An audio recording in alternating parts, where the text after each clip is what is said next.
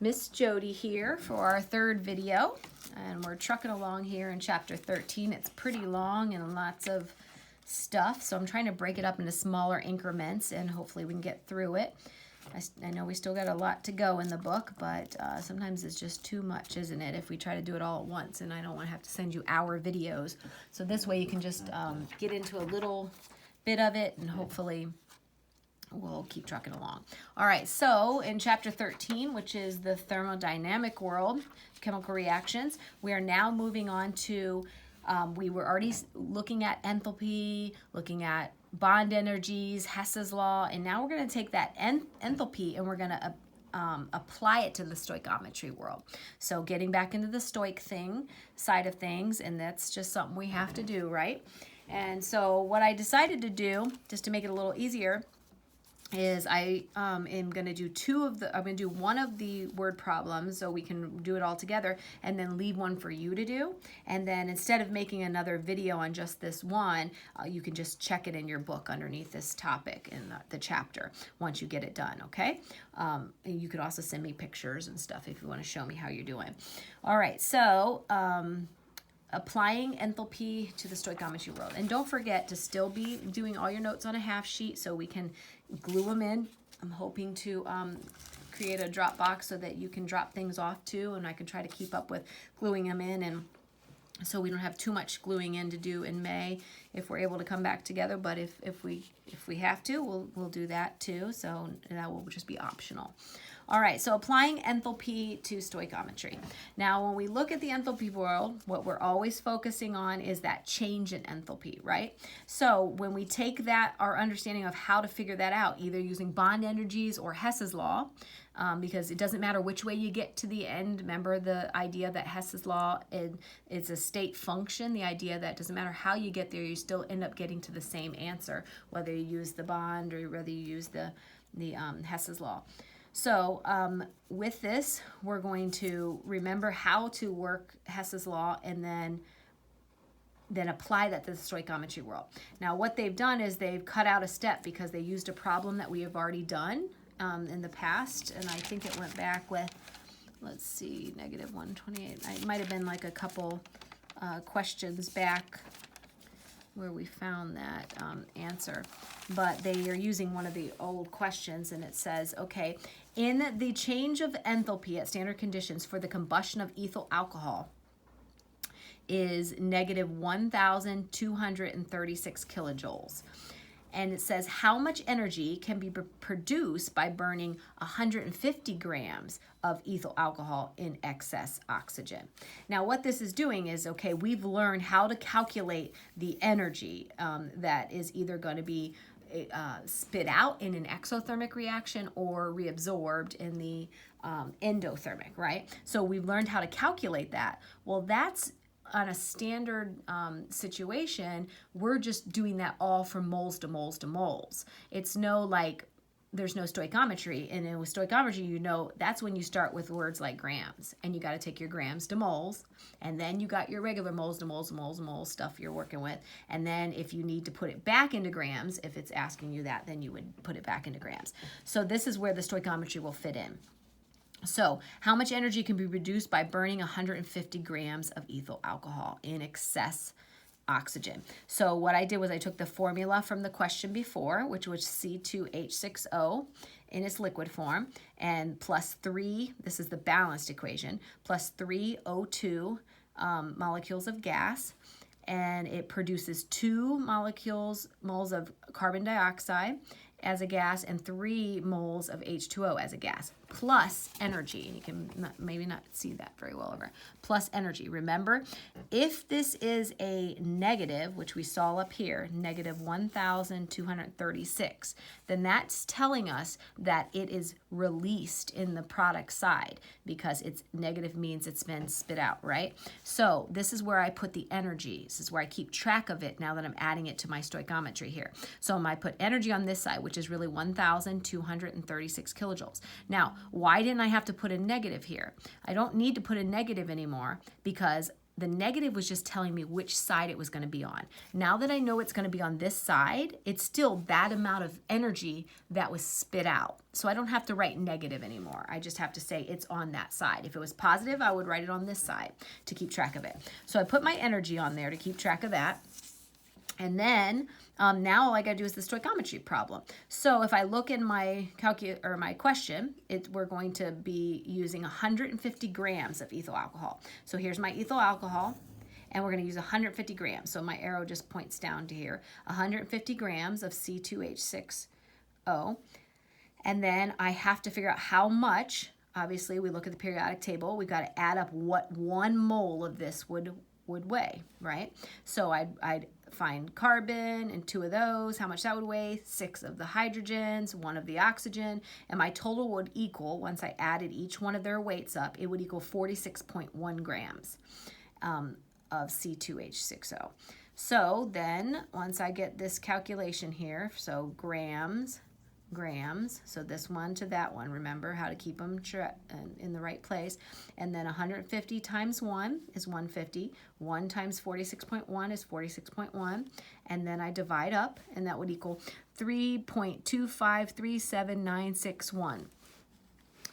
Now, when I look at this, the answer in the book, it has 3.25 moles of C2H6O because they're wanting to do significant figures. So they're doing significant figures on the lowest point in here, which is 150.0 grams, right? And so when I look at this, I would look and think, I would see 3 significant figures. I would see this as, you could write 101.5 times 10, right? And then, so I would think this O wouldn't be significant. And then other literature, they'll say this is 4 significant figures. If you type in 150.0, how many sig figs are there? They say 4. So it's confusing. If it's supposed to be 4, why we'd have 3.25. So I'm not exactly sure on that, if that's just the way they're looking at it or which one's correct, but I'm just stick with the book because then my calculation ends up right, and I'll figure that out, I guess. So 1 mole. Okay, so then I've gotten this for, basically now I know I have 3.25 moles of this in that particular calculation. So 1 mole is equal to this much energy, because when we first found the energy was 1 mole in the end produces, when it goes through all this reaction, produces this amount of energy. So if 1 mole equals this much of energy, and this is me drawing an energy release, this is supposed to be my arrow, an energy release, 1,236 kilojoules released, then how much would 3.25 moles of that release? So all you'd have to do is you just do 3.25 moles of C2H6O, and you multiply that with the ratio. The ratio is 1,236 kilojoules are released for every 1 mole, and that of C2H6O. So then you'd multiply 3.25 by 1,236 kilojoules, and you'd get 4,020 kilojoules, okay? And so then you would have your energy released from this amount of the mole, okay? So when you're applying stoichiometry in the second question, this is for you to try to do on your own, and then you can check the answers in the book. That way, since it's only 1, and we already practiced 1, and that one, let me think, what page is that one on? Page 466 will be your answer once you're done. So I'll just put page 466, okay? And you can try it and then check your answer on that one, okay? So if we have 1.23 kilograms of, and is it kilograms before? Yep, kilograms, okay. So don't forget to convert with your kilograms of, because we got to get to the gram world, of ethane, and would like to turn it into butane, how many kilojoules of energy would be necessary? So here's the formula. You're going to take this 2 moles of ethane, and it's going to combust with, or it's going to react with itself to break down to 1 mole of butane, and then one set of H2, molecular hydrogen. Okay. All right. So then you're going to try to figure it out about how much energy would be necessary for this to happen. All right, so that's applying enthalpy to the stoichiometry world. And then I'm going to leave this page, so in case we do some extra practice ones, we can go back through here and practice those, okay? And then the next chapter, or same chapter, next topic is the world of energy diagrams. Now, energy diagrams are going to be a way for us to see what we're seeing with this energy release or absorption in endo or exothermic reactions, and in a way where we're looking at the chemical reaction without using numbers or words and figuring out through a chart of what's actually happening. And this is my version of trying to draw out one of the energy diagrams in the book. I did give you a page for your printout that's going to have two different energy diagrams here for you to label which one is exothermic and which one is endothermic, and you'll be able to figure that out on the chart once you understand how the charts work. And then this area is for you to do a couple practice ones. There is a whole practice page on page 2, and I'll write it here so we don't, page 470. I didn't want to draw out those diagrams, and this way you can do the answers right there and practice those using those diagrams as an illustration. Okay, so these energy diagrams, like I said, I tried to draw out this one and hopefully you can see it. Well, so it says, okay, so say we have this reaction that we just talked about in the last question. So C2H6O as a liquid, and we'll react it with H2 as a gas, and we're going to produce C2H6 as a gas and H2O as a gas. Okay, so in order to figure it out, we could do a couple things. We could do the bond energies, and the bond energies, remember, we'd have to draw out all the molecules, count up all the bonds, figure out how much energy is here, how much energy is there, how much is released, how much is lost, and you keep track of it, right? Or, since it has the phases here, whenever we have the phases, and it's very precise because it tells us in the liquid form, it tells us in the gas form, we can use Hess's law and use the chart to do what we've done before, where we have the summation of the products, sum those up, and then you subtract the sum of the reactants, and you get the amount. So you can figure out using the bond energies or Hess's law, right, to get some specifics. But what if you just want to see how this reaction is taking place without words or numbers, in a sense? So this is what that chart's going to do. So on this side of the chart, we're going to have the energy in kilojoules. So 0, 20, 40, 60, 80, 100, 120, 140. And up, right? And on the bottom, we're going to call this the reaction coordinate. And this tells us how close the reaction is to completion. So as the reaction is taking place, it's being charted. There's a couple things you're going to be charting out on here. First of all, here's the beginning of the reaction. These are the reactants. And you can see them right here in that formula. So your reactants, they begin. And when you look on the side, they begin at a certain energy level. So let's say it's 100 here. Try to make it look like it's 100. So it starts out with this much energy, and then as it goes through, as it's beginning its process, then there's like a spike, and then there's the drop in the chart. Now the spike is what we call the intermediate state, and this is the state of when the reaction is being, the chemicals are being pushed to the point of them having to rearrange and overcoming that repulsion that they would normally have and starting the reaction. And so in that intermediate state, we would then get them rearranging, and then in the end down here, this is the products. Now when we look at the energy of the products, if we draw a line over to where it is, and that would have been at the bottom of this line, but I drew it a little crazy, so at the bottom of this line, so it should have been over a little bit more. If I draw a line here, I see in the end, my products do not have as much energy on the chart. They're way down here, like at 30 kilojoules. So when it started, there was 100 kilojoules. It went through this process, and then in the end, we have a small amount of energy. Now, when that's building a picture for us, right? So it's building a picture of the idea that looking at this chart, I'd be able to say, oh, lots of energy, went through the chemical reaction, not as much energy, so where did the energy go? The energy had to have been lost and exited the system, right? Because in the end, it's no longer in the products side. So there, it's gone. So that would mean on this side, the energy would have been released. And so then we have a couple things in our chart to kind of look at, because these other parts of the chart are going to help us understand a few things. First of all, activation energy. This is the energy necessary to start a chemical reaction.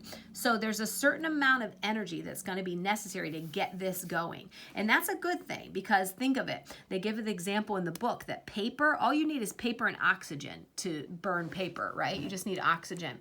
And so if it could just start without any extra energy added to the system, then paper would just be combusting right in front of us constantly. But the fact that it doesn't shows us that we can get paper to combust, but we need oxygen, or I'm sorry, we need some extra energy to push that reaction to take place. And once you add energy, like a lighter or matches or whatever, you can, after a little bit of time, it forces the atoms. And what happens is, under normal conditions, molecules don't like to get too close. And we've seen this when we created our 3D molecules, when we're looking at molecular structure, and we used the little model kit building thing for all of our molecules. And so they will spread out, they're 3D, right? And so their 3D version plus them being with other molecules like themselves, so you have all this spacing. So nobody is going to be like wanting to shove together, because they don't get too close, because the electrons would repel each other. So everything is all spaced out amongst the molecule itself, and then amongst all the molecules involved in the substance. And so you need a little bit of a certain amount of activation energy to actually make this begin the process. And so when we look at the activation energy, we can find it on the chart, because we know the reaction was here and it had 100 there, right? And it's kilojoules of energy in these two here.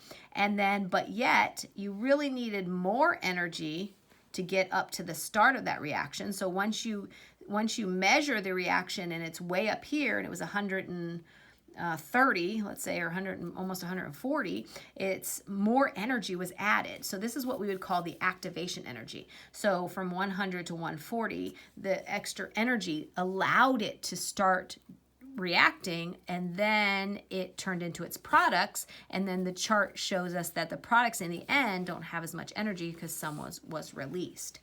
Okay, so that can tell us the activation energy, but this part can also tell us the change in enthalpy. Because look, when we started with 100, and if I draw this line from where I ended and I'm at 30, I can see a 70-point difference there.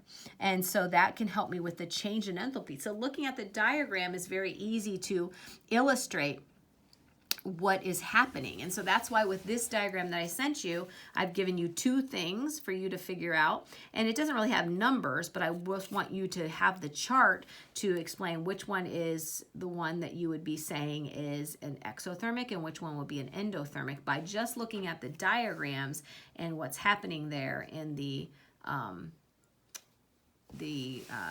energy diagram.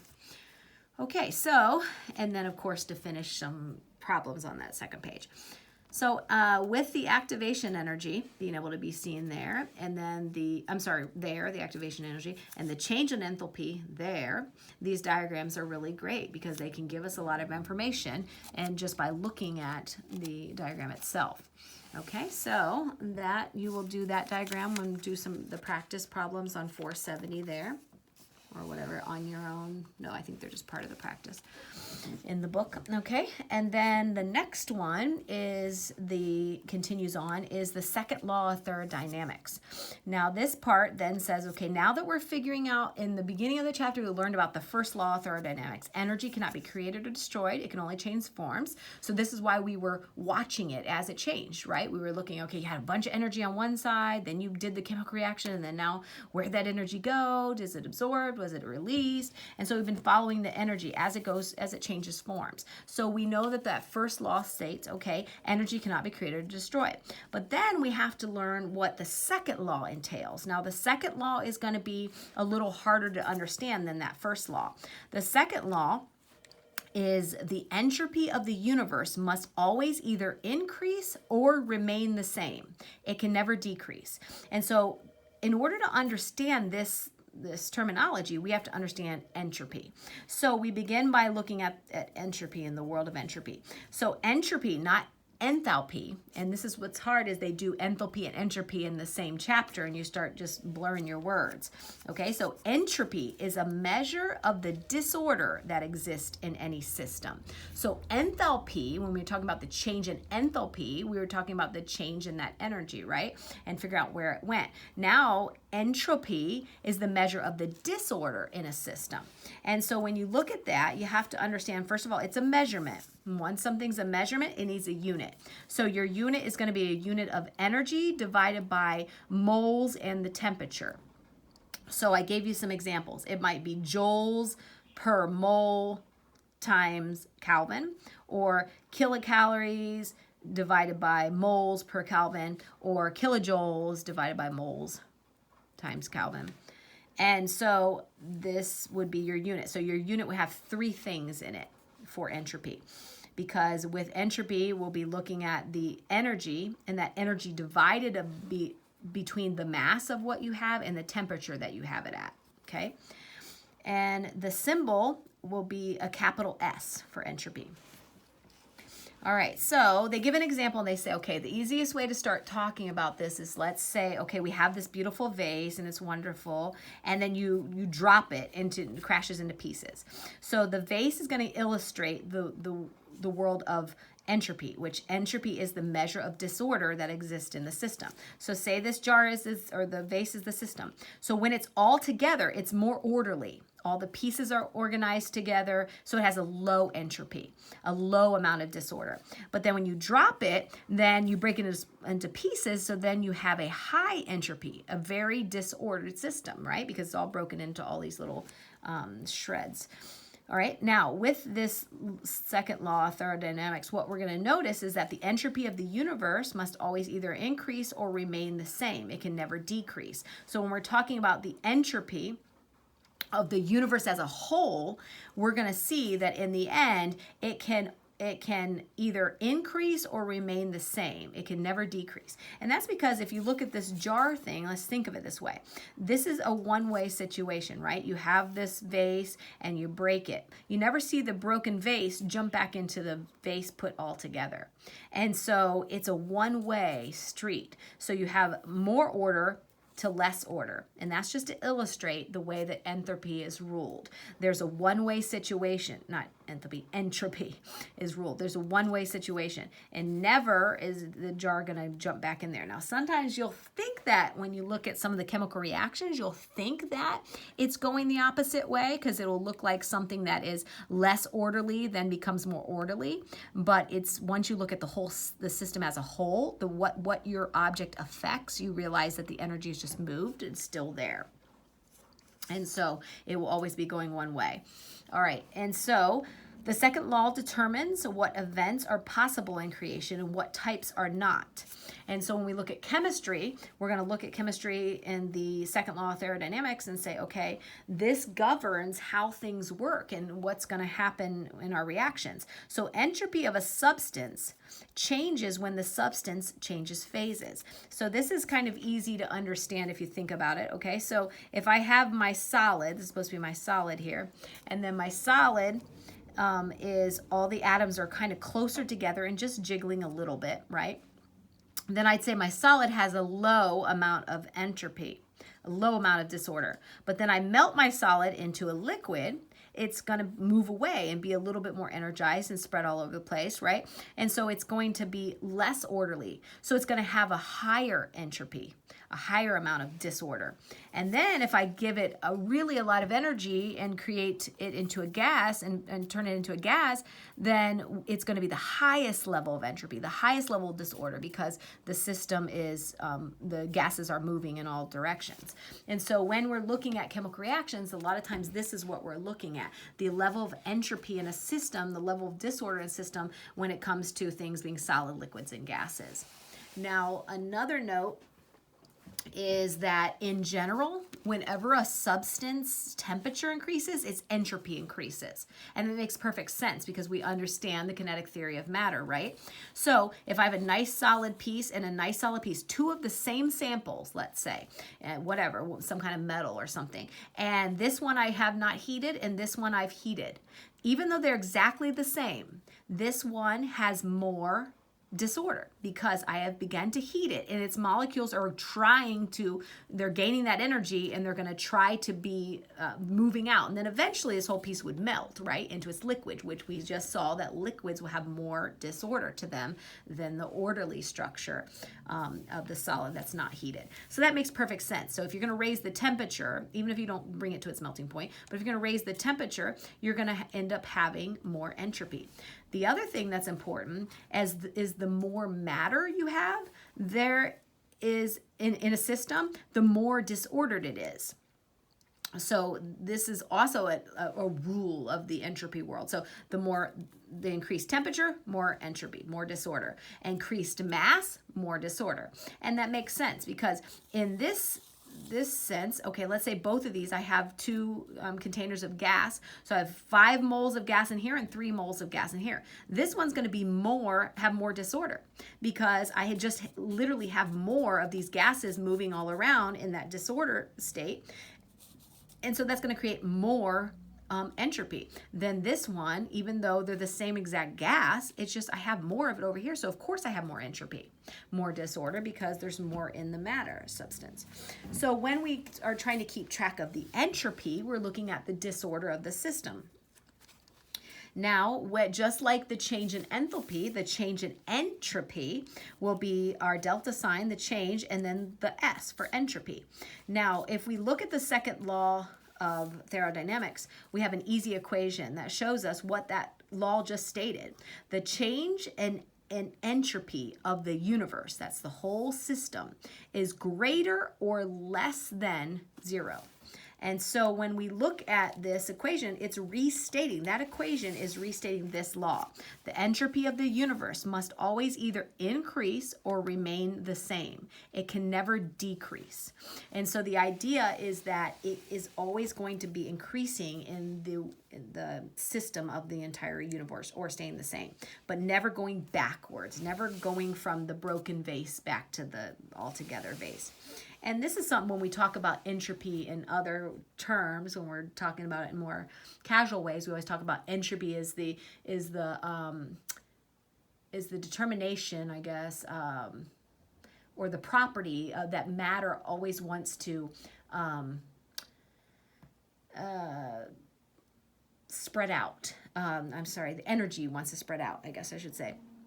And so in a more general way, we talk about it in that way of it always moving. So say if you have something really, really, really warm and you look at the dynamics of how the heat transfers, something really, really warm, and then you put something that's not warm next to it that has less energy. So say if I have this little marker here and I put this near my light up here and made it all warm, and then I had this marker that was not as warm, didn't have as much energy, and I put them next to each other, then the energy from this one wants to move over to this one and even out.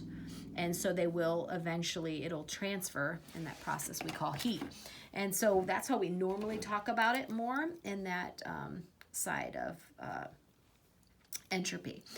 That like spreading, wanting, okay, I've got a whole bunch of energy and now I'm next to somebody that doesn't have a whole bunch of energy, so I'm going to move in that way and even everybody out to a state of equilibrium.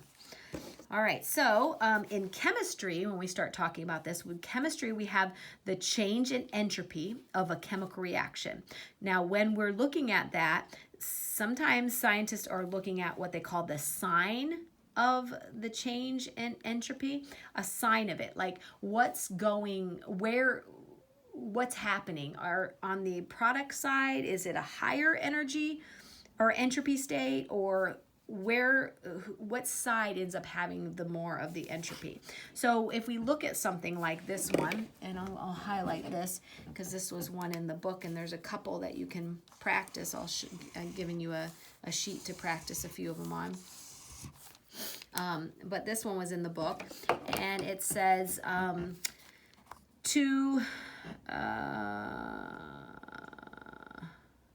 one molecule.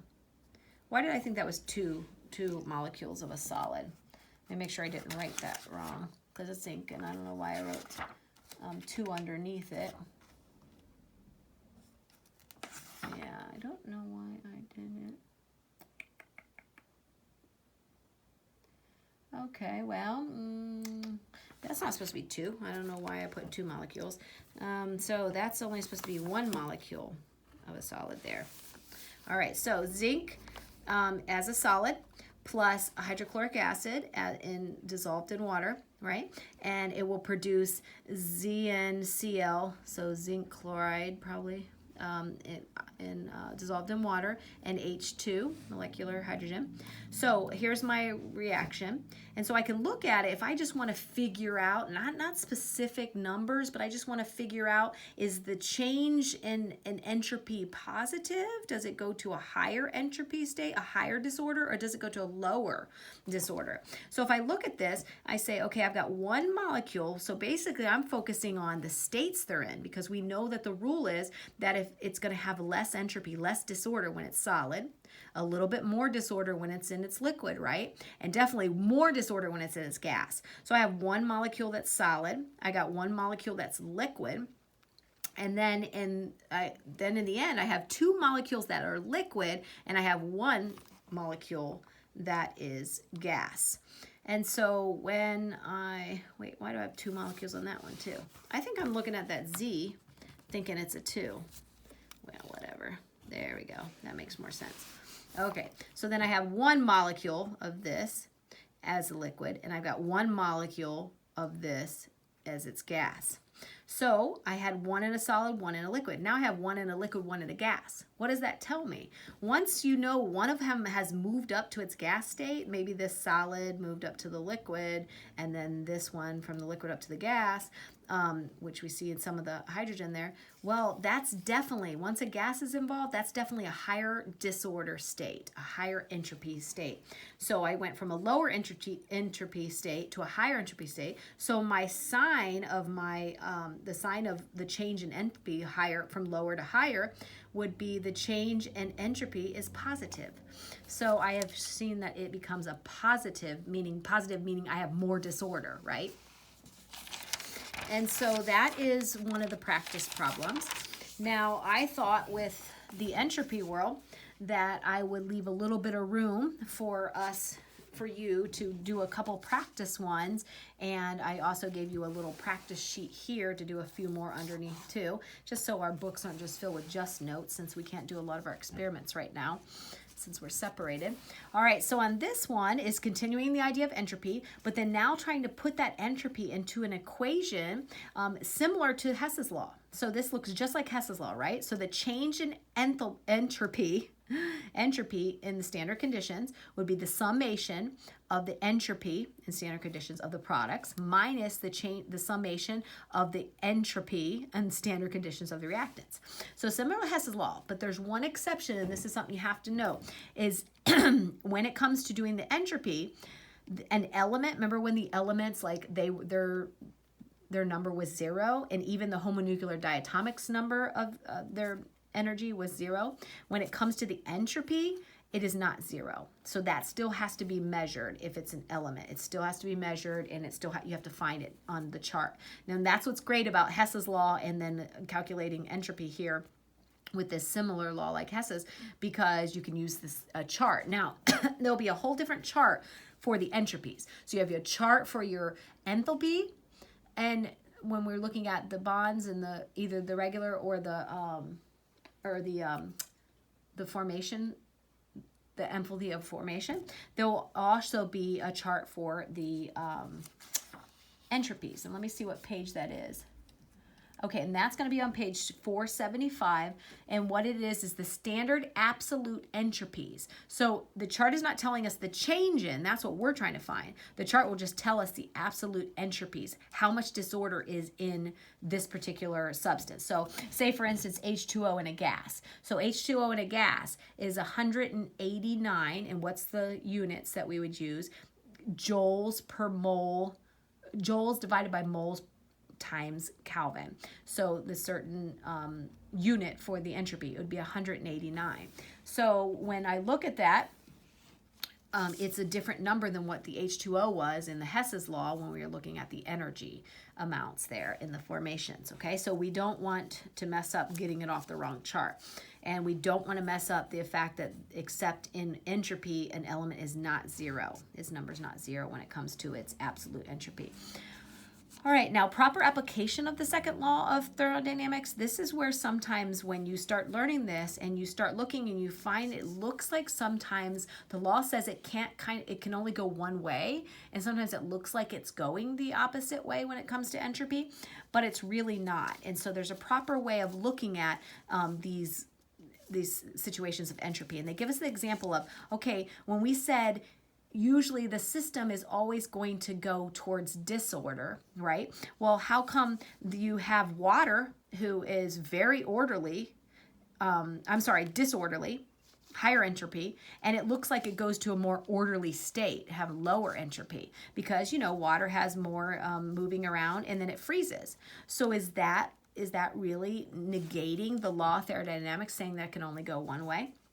No, because what you have to realize, it looks like the change in entropy is negative. But what's really happening is as the water's freezing, the surroundings around the water is heating up. So that energy is transferred. So as your water is going through its process of losing its energy and becoming more orderly, I guess we'd say, that disorder is still going to be moving on around the system.